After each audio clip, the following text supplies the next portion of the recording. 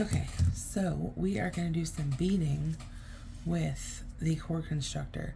This is actually a second because my needles are not perfect, and that bugs the hell out of me. That they're like, that one in the middle is just shorter.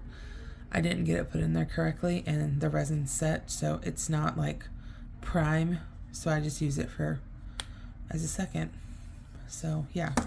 So what I have is just some pearl cotton. I've been toting this for a while, since I used to do beadwork. So it's a number 8 pearl cotton, DMC cotton, and these are number 8. These are number 8 seed beads. They're too small to be number 6. So yeah, these are number 8. And these, again, I've been toting them with me forever. Look at how dusty that is. These have been in like a scrapbooking thing since college. So what we're going to need to do is we are going to need to string our beads onto our string. And really, a big eye needle would work great. I don't have one with me, so I'm going to string these on manually one after another, and I'll be back. It is an incredibly slow process, so I 100% recommend getting a big eye needle, or even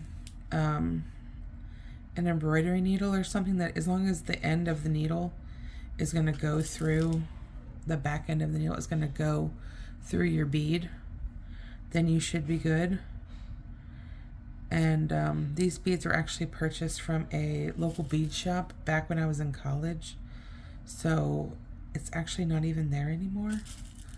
But yeah, when I lived in Gainesville, I was a beader, and I did tons and tons of beadwork, crocheted beaded ropes, kumihimo, peyote, herringbone, just tons and tons of different beadwork. So I have probably thousands and thousands of beads at my house because, you know, yeah, problems. So you're just going to keep stringing on, and I'll be back. Okay, so I'm calling it quits. This should be enough for what I'm trying to demo to you. I'm not super worried about it. So make sure you close up your beads, because if not, you may knock them and they're going to go flying everywhere. Nobody wants that. So we're going to get started on our Cord-Constructor the same as we do any other rope. You can either start with a slip knot and do the backwards E. For this, because I want it to be as clean as possible, I'm going to do the long tail cast on, and just make sure that it's as sleek as can be. So same way you do your long tail cast on for knitting. And it doesn't really matter if your latch is closed, as long as you don't split your string, you'll be good. You're gonna have 2 on that first one. It's not a big deal. Okay, and then we're just gonna skip the first one the same way you would as if it was a knitting needle onto your second one. And we'll get our loop, and then again to the third one. There we go. 1, 2, 3, they're all on there. Make sure they're open, because if not, you'll drop stitches. I hold my tail off to the side with this finger. It's kind of like holding down the flap on this. Okay, so we're gonna get started. And this first row is always a little bit funny, because you don't want to drop any stitches, but if you pull it too tight, then nothing wants to come off. So we're gonna go like this. I tend to push them up with my fingers just to help myself, and honestly, there we go. That one flipped over, that one flipped over, and that one flipped over. 1, 2, 3, we're all set. So once you get started with that method, it goes super fast, and you end up with the best end, in my opinion anyway. It just looks nicer. Okay, so because this cord is thinner, you're going to get a more lacy looking rope. So your cord is going to be lacy and have holes in it. Let me see what I'm trying to explain to you. There we go. Do you see how it's kind of airy? And you get like a, just kind of a light cord. Okay, you have to keep pushing your beads down depending on how much you want in the beginning, because they're going to want to keep getting up there. So just keep on doing your thing until you get whatever length you want for this, because I did not string as many beads on. Honestly, I probably could have used a size 11 bead and would have been just fine, but without having the big eye needles on me at the moment, it's just going to be a pain in the butt. So it was easier to go the route that we went. These beads would actually probably work on a fingering weight yarn as well. It'd be a little bit tighter to get them on there, but they wouldn't be a problem. They would slide pretty easily. So for those of you who don't know, seed beads, which is what those are, come in quite a few different sizes. The larger the number, the smaller the bead. So an 11 is actually smaller than a 6, and a 15 is damn near microscopic if your eyes are bad at all. When I was younger, that's what my favorite bead was 13 and 15. And my mom was always like, wait till you get a little bit older and you won't be able to see to do this. And yeah, I'm starting to feel those effects now at 37, that my old ass eyes just don't want to work in the dark anymore and stuff like that. So tiny beads tend to be a problem. So as you can see, even though this is a second cord constructor, it still works just fine. It's not giving me a problem. I'm still getting the cordage that I want.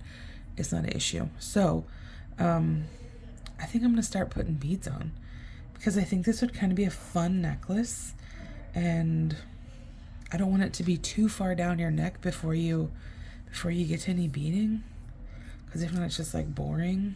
So let's see. So here's how I do this. There's going to be plenty of different ways. Whatever works for you is what's best. So you have three stitches essentially with this, right? You have 3 needles, 3 stitches. So you have 3 beads. So what I do is, rather than starting with one in the back, because it does kind of become a pain in the butt for you, I just hold on to this little third guy here. When I bring my string around, I put one between the first needle and second needle, and one between the second and third needle. And now you're going to go ahead and pull your stitch up and off, and now this third bead I will put around the back. So what that does is it forms a cluster. So okay, so that was 1. So I like to do it in sets of 5. 1, 2, 3, 4, and 5. So then we'll be ready to do our next cluster. So this gives you a cluster of beads. Let's see. There we go. It gives you a cluster of beads right there. It's in your cordage. And honestly, you could just do one, like say you want to do just one every go around, or really if you want to do one every go round, we can try that too. So let's try that right now. So we have 5 sets of stitches between. We're going to pull 3 more up.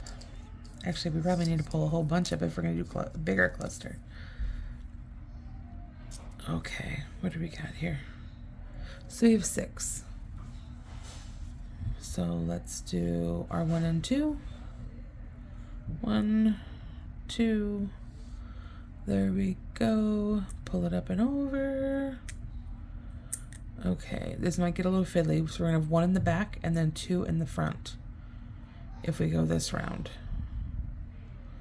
So we got 1 in the back to finish off our first round, and then we need to put 1 in the front.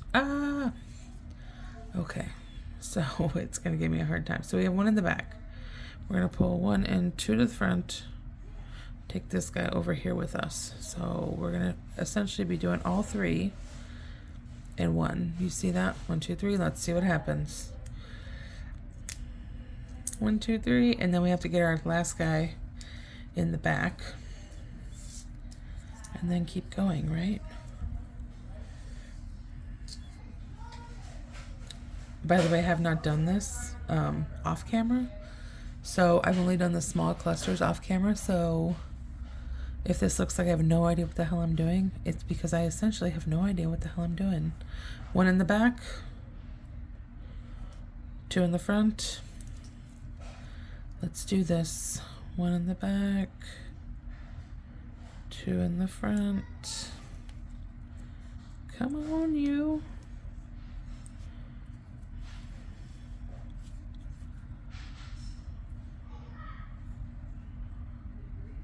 Okay, because you gotta get them lined up between the bars. And pop it off. So now we've got 3 of those sets going.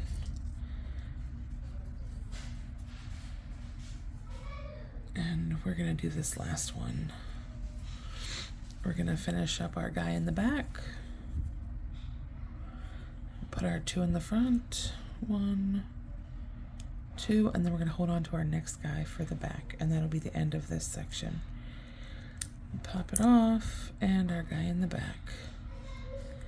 Okay, now we're gonna do our 5 again. 1,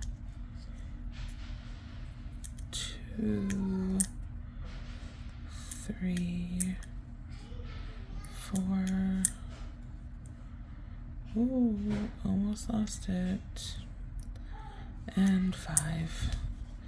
Okay, so from here you're gonna just need to pop them back where they need to be.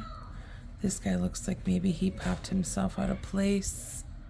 See him right there, like he might have went under, over, under, wherever. Sorry about that, I'm at work. So I am not a fan of the look of this. I think it looks kind of like trash. Yeah, so I'm gonna pull that out. I like this little 3-piece cluster, but I don't like this. I think it looks kind of shitty. So we're just gonna yank it out and pop these all back out.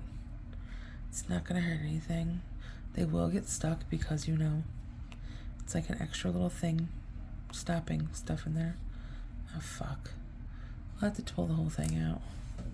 Well, the hell with that. Now we know. So let's go ahead and just get started. We're just gonna do one every whatever crazy and just go for it. Trial and error, right? It's not gonna hurt anything, and you still have your beads strung on. So you're all set to go. It doesn't even matter. We're just gonna do our backwards E method because it's faster this time. There we go. 1, 2, 3. Again, this gets a little bit finicky in the first round. So sometimes you gotta help it with your thumb. Push it on there. There we go. And then just go for it. So in my mind, what I want to do this time is I'm thinking that, sorry about that, we can just do like one in the same spot every time, whether that's the back, the front, the, you know, just the exact same spot every single time, and let's see what happens. So, and we'll shoot for a bracelet. So we've done some rounds to get it going. We got our little chain going. Let's pull some beads up and get going. And you got all the kinky string, the same way you would as if you were pulling knitting or crocheting back out. You're gonna have, you know, your little kinks in your string. No big deal. I think I want to put it between the first and second needle. I think that is going to give me the easiest option for me, what works best with my hands. I have rather large hands for a woman, and they're actually bigger than most of the guys at work. It's just how it is. So we're going to put right there first, and let's do this. We're going to do this every single time. And essentially, it probably won't stay in a straight line this way. It will end up spiraling. Come on, you. Boop. And the more you do it, the faster you'll get, the easier it will get, all those types of things. Right now, I'm a hot mess. Trying. Ooh, it is going to stay in the same spot every time. Oh, I like this a lot. Yes. Okay, I don't know if you guys remember. So back in the day, like early and late 90s, there were these bracelets, and they were made with 2 pieces of like leather cording, and then they would like zigzag seed beads in them, but you had to like, they were like over, under, and back and forth through one side to the other, but they looked like a ladder with like little beads for rungs. And I tried those. I loved them so much. They were like a super fashion trend for me, but they were a pain in the ass to make. I did not like it. I did it once and was like, this is not for me. I think I'll just buy these from the store. And my mom was always like, no, we're not buying those. And I loved those freaking bracelets. I love the look of them is what it was. I loved the look of the ladder in a straight line. Look at how freaking cool that is. It's working. So yeah, keep your bead in the same spot. And honestly, I was going to put metal ends on this, but I kind of think just tying it would be kind of fun. You can make an ankle bracelet, and it's super quick. It's taking like absolutely no time. I've gotten quite a bit done. You guys are seeing how fast it's going. It's just a fun thing. It's keeping me occupied. I'm sure it would keep a child or anybody who's just sitting there bored trying to do something, you know. We all need to stay stimulated. And yeah, so that's what I got. I'll be back. Okay, so I've done all the beads, and here's where we are. We have all of our little beads on there, and it's kind of cool because it's I'll show you at the end. Let's go ahead and get our little extra little end done. That way it's finished, everything is secured in place, and we can cast off and all that fun stuff.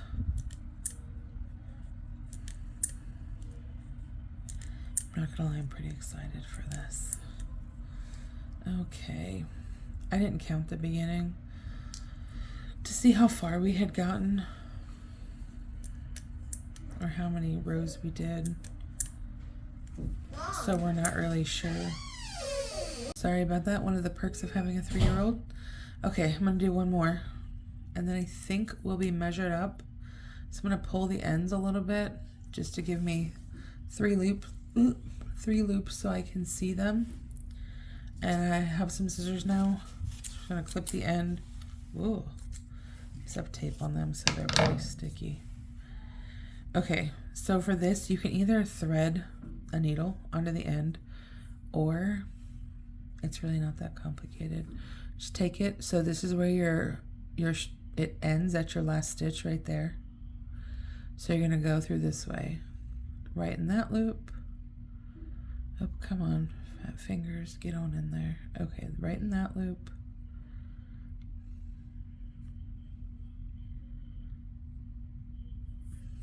Into this one. So it would be easier at this moment to do it with a needle, but whatever. Into that one. Okay, and then into our last one without pulling it.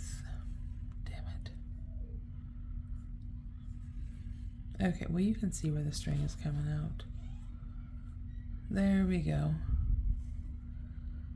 And pull it tight. There we go.